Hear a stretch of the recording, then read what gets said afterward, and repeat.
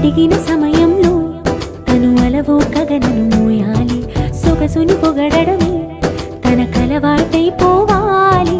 పనులను పంచుకుని మనసుంటే ఇంకేం కావాలి, అలకని తెలుసుకుని